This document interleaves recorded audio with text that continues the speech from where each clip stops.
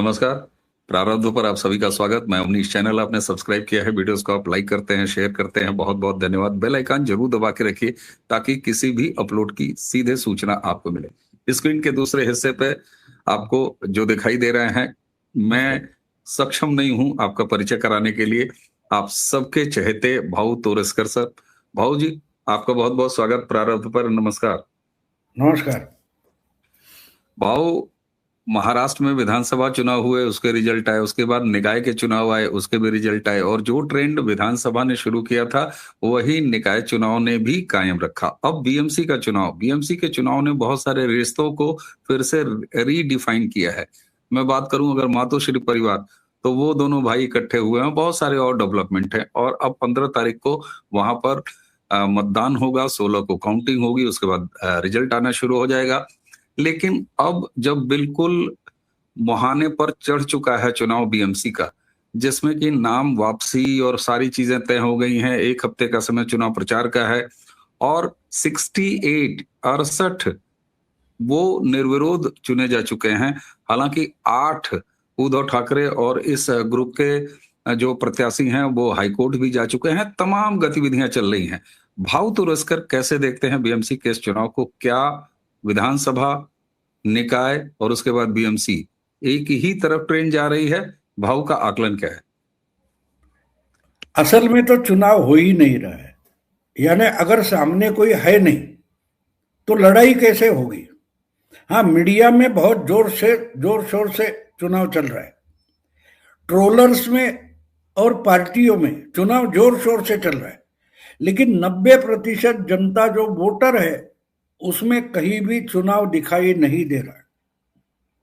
हाँ, उस दिन जिस दिन वोटिंग है उस दिन लोग निकलेंगे, कार्यकर्ता हर अलग अलग पार्टी के उनको निकालेंगे, वो जाकर वोटिंग करेंगे, लेकिन लोगों में उसमें इंटरेस्ट नहीं है।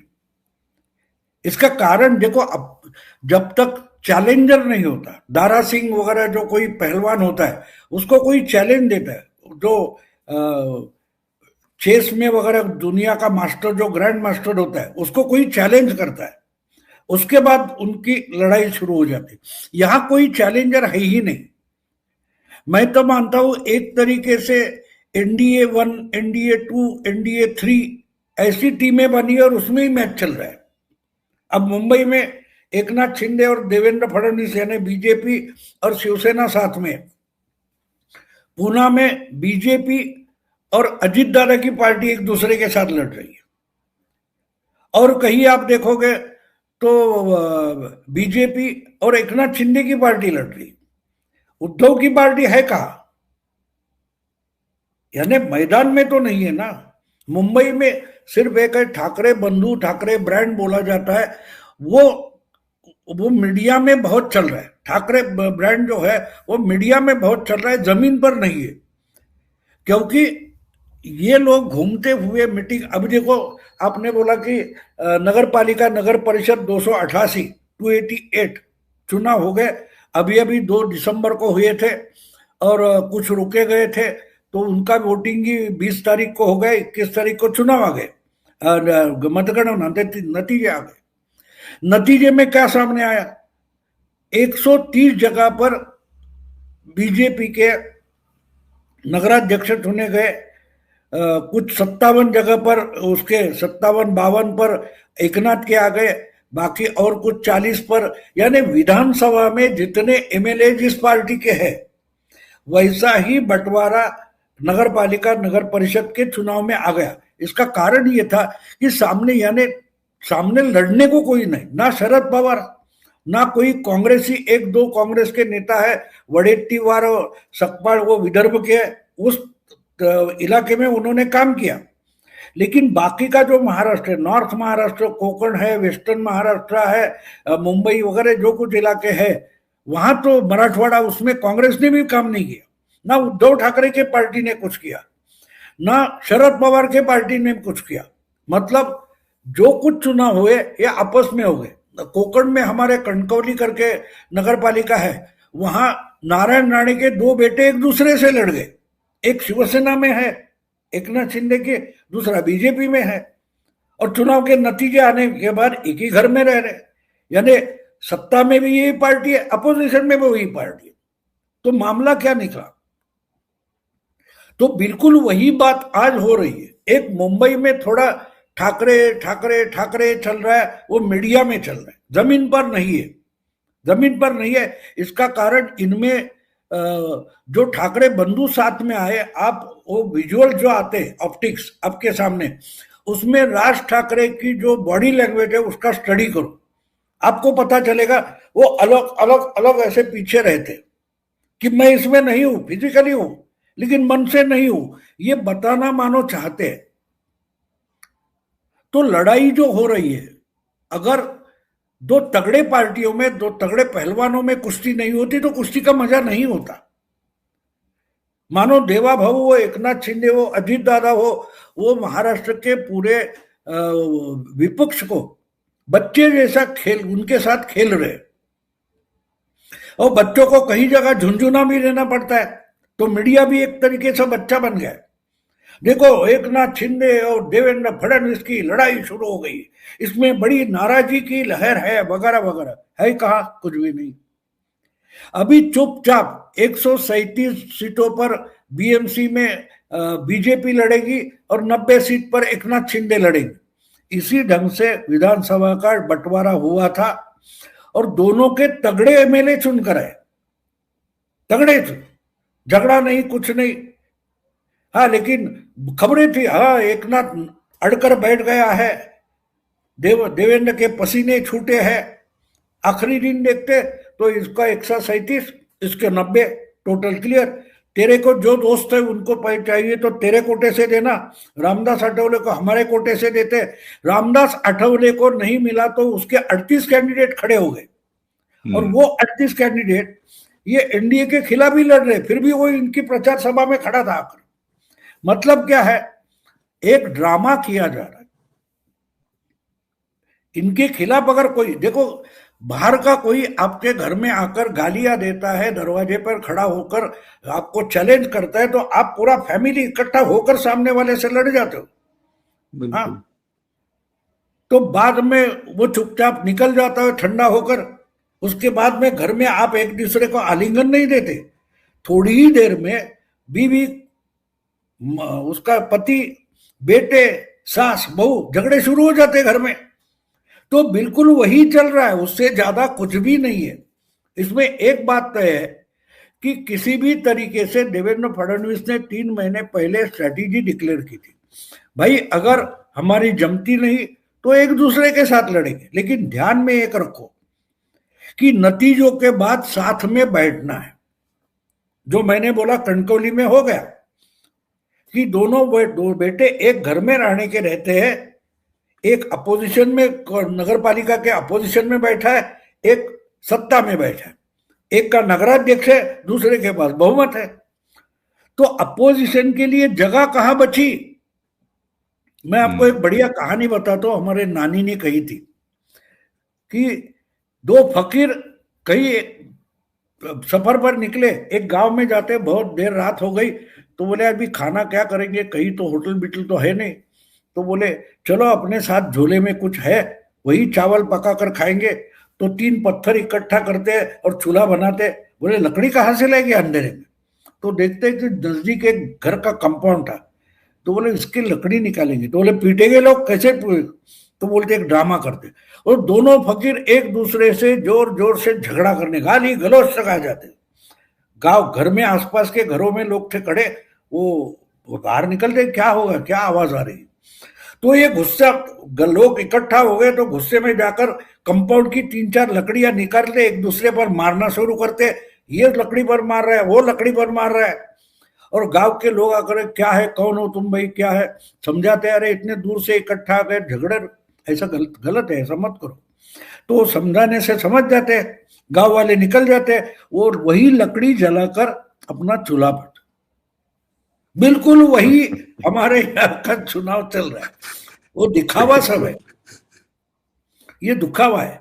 लेकिन हमारा चूल्हा तो जला, हमारी तो खिचड़ी पक गई। तो यही 16 तारीख को खिचड़ी जो बनेगी, वो बीजेपी, एकनाथ और अजीत दादा साथ में बैठकर एक पंगत में बैठकर खाएंगे। और बाकी के देखेंगे बचेगा कुछ तो हमें भी मिले भाई, उद्धव हो या पवार हो, या बस उससे ज्यादा कुछ नहीं है, कुछ नहीं है। बिल्कुल। अच्छा भाऊ, अ, ये कहा जाता है कि देखिए, देश का चुनाव देश के मुद्दे पर लड़ा जाता है, विधानसभा का चुनाव जो है वो स्टेट के मुद्दे पर लड़ा जाता है, निकाय चुनाव जो स्थानीय होते हैं वो स्थानीय मुद्दों पर लड़े जाते हैं, सड़क नाली खड़ंजा पथ प्रकाश ये वो सीवेज। और मुंबई का जो बीएमसी के चुनाव है उनका एक अलग कॉम्बिनेशन है, उसमें उत्तर भारतीय भी हैं, दक्षिण भारतीय भी हैं, एक महानगर की जो अपनी संस्कृति है, एक ताना बाना है। क्या विधानसभा से जो ट्रेंड चला वो लोकल इलेक्शन में, उसके बाद अब बीएमसी में भी वही दिखाई दे रहा है जैसा कि आप कह रहे हैं?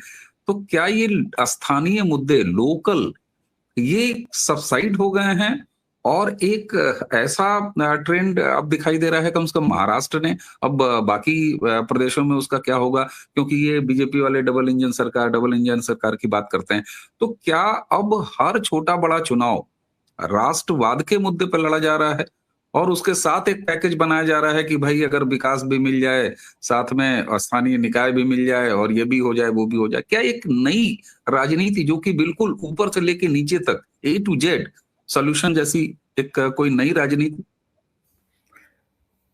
एक बात है, आपने सही कहा कि राष्ट्रीय मुद्दे होते तो पार्लियामेंट्री चुनाव में होते, राज्य के मुद्दे होते तो स्टेट में होते, कारपोरेशन लेवल पर, लेकिन वार्ड के भी मुद्दे होते अलग अलग, वार्ड के भी मुद्दे होते हैं ना। तो बिल्कुल जब होता है। वार्ड का चुनाव होता है तो उस वार्ड में फर्क कैसा होता है कि पार्लियामेंट्री चुनाव जब होता है तो लोग देखते हैं कि भाई ये पार्टी सुनी है कि नहीं, और कैंडिडेट कम देखते, हाँ। चेहरा मालूम हो ना हो चलेगा, लेकिन पार्टी मालूम होनी चाहिए, गवर्नमेंट बनानी, देश की गवर्नमेंट बनानी। राज्य के बारे में क्या होता है, चुनाव क्षेत्र कम हो जाता है और कम से कम हमारे पहचान का चेहरा होना चाहिए मेरे। हम्म। लेकिन कारपोरेटर पार्षद जो होता है ना, वो हम चिल्लाएंगे तो नाके से दौड़ के आने वाला चाहिए, ये मेंटालिटी होती है, वोटर की मेंटालिटी मैं समझा रहा हूं। तो इसका मतलब हमको मालूम जो है ऐसा चेहरा पार्षद लेवल पर होना चाहिए, और वो देखा जाता है। और दूसरी बात, अब ये किस पार्टी के साथ खड़े हैं, ये किस पार्टी से काम करने वाले हैं, इस पार्टी ने आज तक क्या किया है। अगर 25 साल से उद्धव ठाकरे या 30-35 साल से उद्धव ठाकरे मुंबई पर राज कर रहे हैं, उनकी पार्टी कर रही है, तो उन्होंने क्या दिया, और बीएमसी में ना होते हुए भी देवेंद्र फडणवीस अगर मुख्यमंत्री बनकर राज्य सरकार के स्तर पर क्या दे रहा है मुंबई को, ये भी सोचना पड़ता है। देखो, आपके घर का बच्चा अगर पड़ोसी के साथ मिलजुल जाता है तो आपकी भी गलती होती है, ये मत भूलो। वो अगर वो बच्चा है उसको समझकर कभी चॉकलेट देगा, आपने पीटा तो उसके पेट पीठ थपथपा कर उसको समझाने की कोशिश करेगा, तो पेरेंट से ज्यादा पड़ोसी नजदीकी बन जाता है बच्चा। बिल्कुल। अगर 25 साल आप पेरेंट बने हो मुंबई के और आपने मुंबई के लिए क्या किया, आप नहीं बता सकते।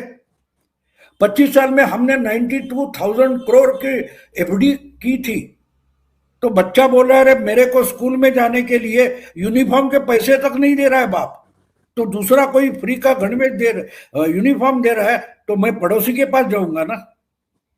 आप म्युनिसिपालिटी कॉरपोरेशन जो है उसको रास्ता देना जरूरी है लोगों को, अच्छा ब्रिज चाहिए तो ब्रिज देना चाहिए, अस्पताल चाहिए, गटर साफ होना चाहिए, वो तो नहीं हो रहा था। हम क्या कर रहे थे, 25 साल से हम एफडी बढ़ाते जा रहे थे। अगर बाप एफडी बनाता रहे और बच्चा भूखा मरे तो बच्चा आपके साथ नहीं रहेगा, समझे आप। उद्धव ठाकरे या ठाकरे ब्रांड की वैल्यू कम क्यों हो गई है वोटर की दिमाग में, कि ये बोल रहे आज हमने इतनी एफडी की थी, ये लोग काट रहे, अरे उसका रास्ता बना रहे, घर नहीं लेके जा रहे। पिछले 3 सालों में एकनाथ शिंदे या देवेंद्र फडणवीस चीफ मिनिस्टर बनने के बाद ये कॉरपोरेशन कमिश्नर को पूछा भाई क्यों नहीं बन रहा है, तो बोला पैसा एफडी में अटका है और रास्ते बनाने के लिए पैसा नहीं है। तो बोले एफडी तोड़ो या बनाओ, तो ये बोले देखो एफडी तोड़ी, अरे एफडी तोड़कर रास्ते और ब्रिज तो बन रहे हैं ना, घर में लेके नहीं गए। तो इससे लोग जो अनुभव करते, आप अगर चक्कू मेरे पेट पर रखोगे और बोलोगे ये मोर का पंखुड़िया है, नहीं चलेगा ना। मुझे मेरा अनुभव क्या बोल रहा है कि चक्कू की नोक लगकर खून निकल रहा है, तू बोल रहा है मोर का पीस है, मोर पंख है, क्या बात कर रहा है। लोग इतने तो सयाने हो गए। तो यहां इनकी गड़बड़ हो गई। गड़बड़ जो हो गई है वो वहां हो गई है कि आपने, इसलिए लोग तंग आ चुके उद्धव से। हम इनको वोट दिया था बीजेपी के साथ, ये उठकर मुख्यमंत्री बनने के लिए हमको जो नहीं चाहिए पवार की पार्टी, कांग्रेस पार्टी, उनके साथ चले गए। हमने इनके पिता को भगवान माना, हिंदू हृदय सम्राट माना, और ये उठकर मुस्लिमों की दाढ़ी खुजवा रहे। क्या चल रहा है? आप मुस्लिम हृदय सम्राट बन गए तो हम, और बाप चुराया, बाप चुराया। अरे बाप का पूरी विरासत तुमने मिट्टी में मिला दी। बाप को चुराने के लिए बचा क्या है? जो कुछ बचाया है एकनाथ शिंदे ने बचाया, बीजेपी की मदद से बचाया। ये लोग सोचते हैं, ये लोग सोचते हैं, इनको लगता है लोग अभी भी बच्चे नहीं होते। हमारे घर में बच्चे होते हैं, बड़े होते हैं, बहुत जल्दी उनको जब समझ आती है तो हम उनके साथ बच्चों जैसा बर्ताव नहीं करते। क्यों नहीं करते? करेंगे तो वो तो इंसल्ट नहीं करेंगे, लेकिन दूसरों को वो ये सटिया गया बोलेंगे ना। क्योंकि बच्चे हैं तब तक नासमझ है, तब तक जो हमारा आचरण होता है वो बच्चे समझदार होने के बाद बदलना चाहिए। इनको लगता है आज भी हम मुंबई, अरे मैं बच्चा था, स्कूली बच्चा था 57 में, 57 के चुनाव मैंने देखे।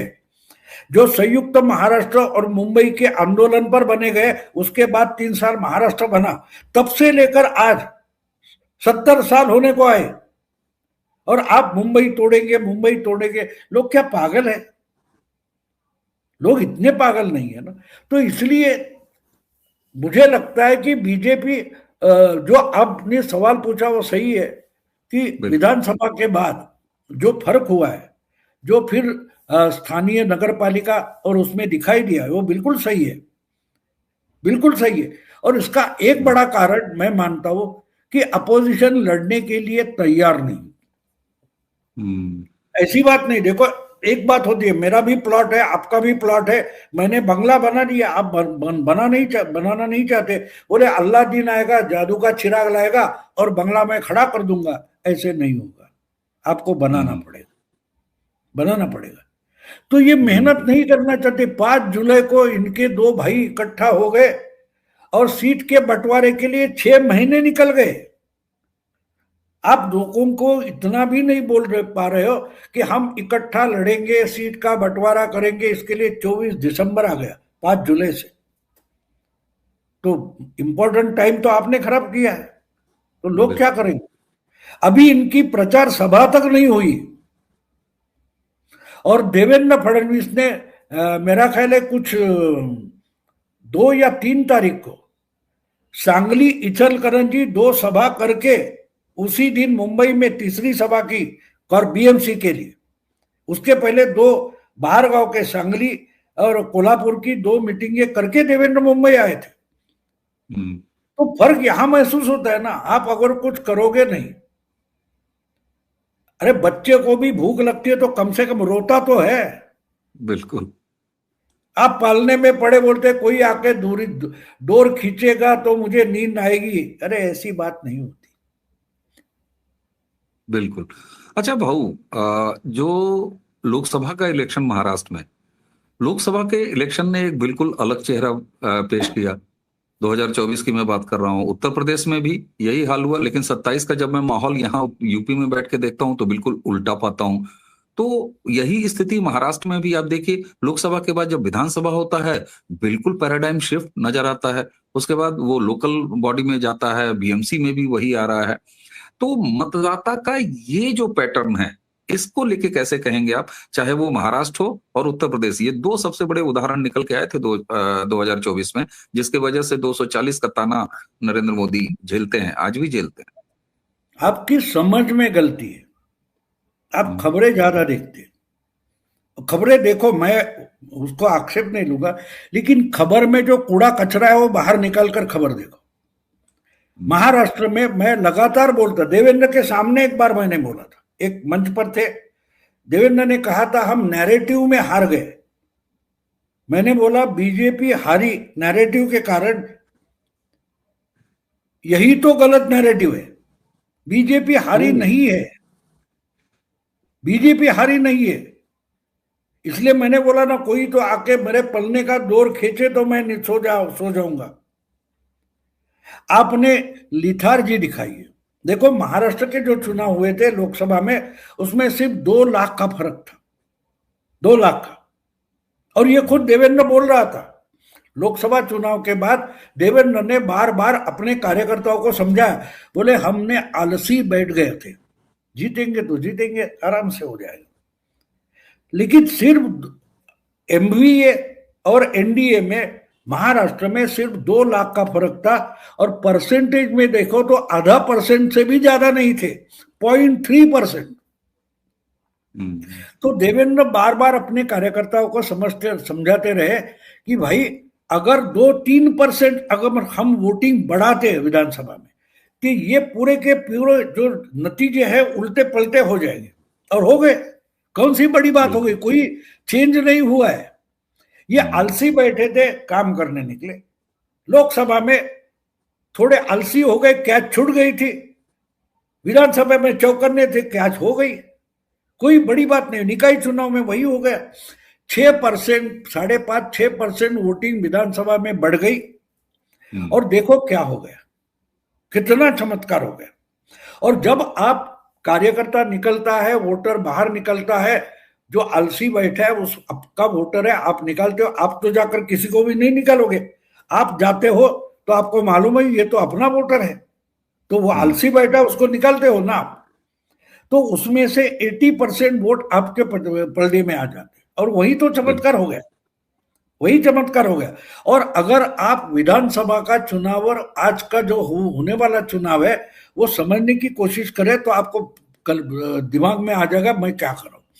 देखो, विधानसभा में मुंबई में जो वोटिंग हुआ था, उस वोटिंग में बीजेपी को कुछ 29 पॉइंट कुछ परसेंट था, और एकनाथ शिंदे के जो कैंडिडेट थे मुंबई में उनको 17% कुछ था। तो दोनों मिलकर 46% से ज्यादा वोट इनके हैं, जो आज भी दोनों साथ बीएमसी लड़ रहे हैं। मतलब ये दोनों एक साथ लड़ते हैं तो उनको जो विधानसभा में 46% मिला है, 1-2% कम तो भी 44% मिलेगा। अब दूसरी तरफ देखो, उद्धव की पार्टी जो है यूबीटी, वो कांग्रेस के साथ थी, इसलिए उनको मुस्लिम वोट भी मिला था। तो उद्धव के पास उस वक्त 23% थी। राज ठाकरे किसी के भी साथ नहीं था, इंडिपेंडेंट था, उसके 7% थे। अगर उद्धव और उस वक्त कांग्रेस के साथ उद्धव को जो वोट मिले वो इकट्ठा करे तो भी 30% होते। तो दोनों में फर्क है 16% का।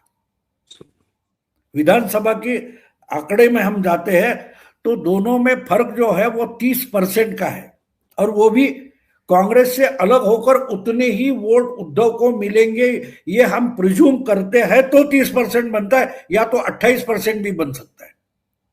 तो ये फर्क आपके सामने है। समझो 4% और घट गए इनके, तो भी 46 से 42 हो गए। इनके 4% बढ़ते हैं तो भी 34% हो गए, तो भी 8% का डिफरेंस है, वो कहां से भरोगे।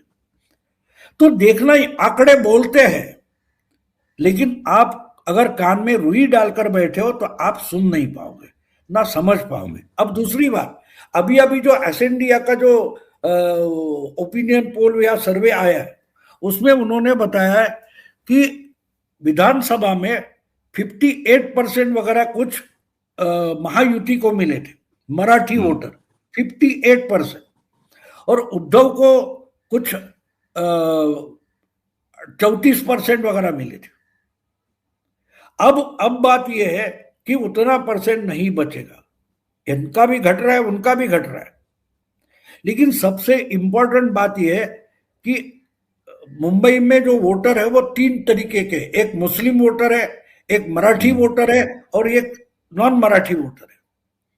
तो विधानसभा में जो एनडीए को मिले थे उसमें से मराठी वोटर में 4% की या कुछ 8% की गिरावट है।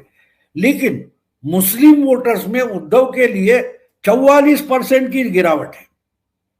और नॉन मराठी वोटर जितना था मानो उतना ही इंटैक्ट है। इसका मतलब साफ होता है, इसका मतलब साफ होता है। और दूसरी बात, हम फिजिकली देखें, आज की आंकड़े छोड़ दो, आज की तारीख में देखें क्या हो रहा है, तो हम देख पाते हैं कि ये नहीं लड़ रहे। हाँ, एक दूसरे के घर में बर्थडे के लिए जा रहे हैं, दूसरे के घर गणपति के लिए जा रहे हैं। वो कहीं आकर चाची से बहुत सालों से बात नहीं हुई तो चाची के साथ बात करने के लिए उद्धव आ जाता है।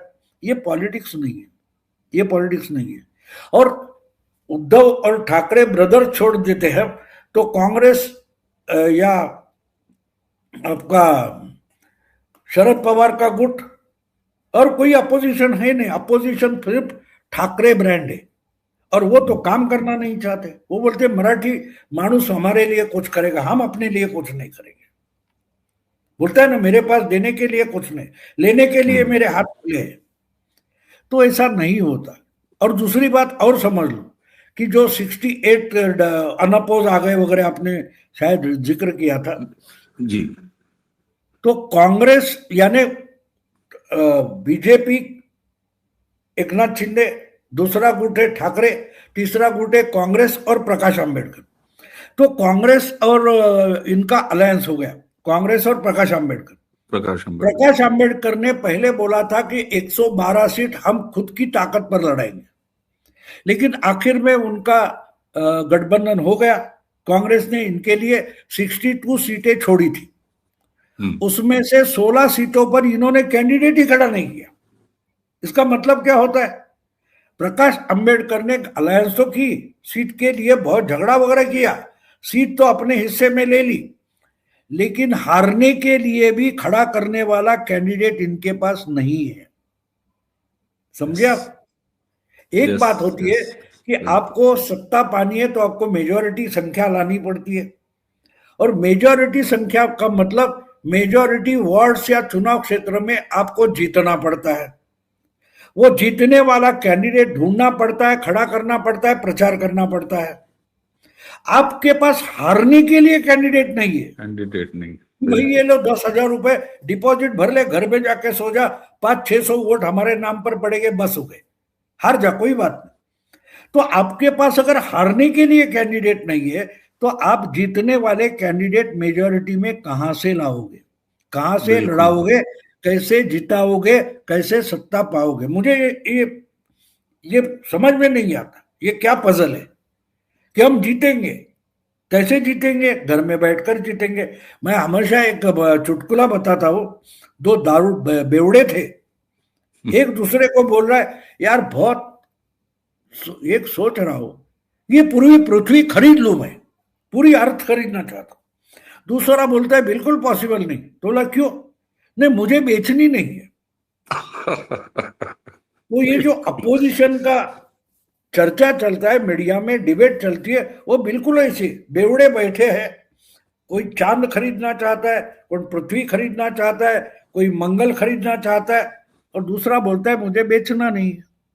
इस तरीके से गठबंधन की चर्चा और विचार विमर्श होता है, तो चुनाव का नतीजा क्या निकलेगा आप सोचो।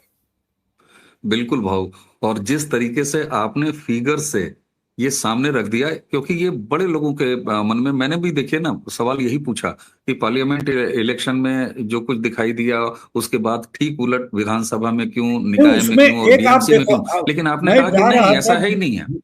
मेरे जेब से बटुआ गिर गया, आपको मिल गया, वो आपकी कमाई नहीं है, आपको लॉटरी लगी, मैं मानता हूं। तो लोकसभा में जो हुआ था, बीजेपी का बटुआ गिर गया था, ये इनकी मेहनत की कमाई नहीं थी। ये फर्क है। बिल्कुल भाव, बिल्कुल भाव। मतदाता बिल्कुल तय करके बैठा था, ये इनकी तरफ से थोड़ा हुआ। और मेरे ख्याल से उत्तर प्रदेश के भी कभी अवसर मिलेगा तो उत्तर प्रदेश के 2024 पर मैं आपसे जरूर बात करूंगा। और मुझे लगता है कि देखने की दृष्टि बदल जाएगी कि आप देखिए, महाराष्ट्र का मतदाता लोकसभा में भी वही था, विधानसभा में भी वही था, उसका नतीजा सामने दिखाई देता है, निकाय में भी वही था और बीएमसी में भी वही है। और यही वजह है कि हताश निराश विपक्ष, जैसा कि भाऊ आपने कहा कि वो लड़ता ही नहीं दिख रहा है, बिल्कुल नहीं लड़ता दिख रहा है। दो भाइयों के एक साथ आ जाने से ऐसा कोई चमत्कार नहीं है। क्यों? क्योंकि प्रधानमंत्री जो कहते हैं, मुझे लगता है कि महाराष्ट्र की जनता ने, मतदाता ने उसको आत्मसात किया है कि ड्रामेबाजी की पॉलिटिक्स वर्सेस डिलीवरी की पॉलिटिक्स।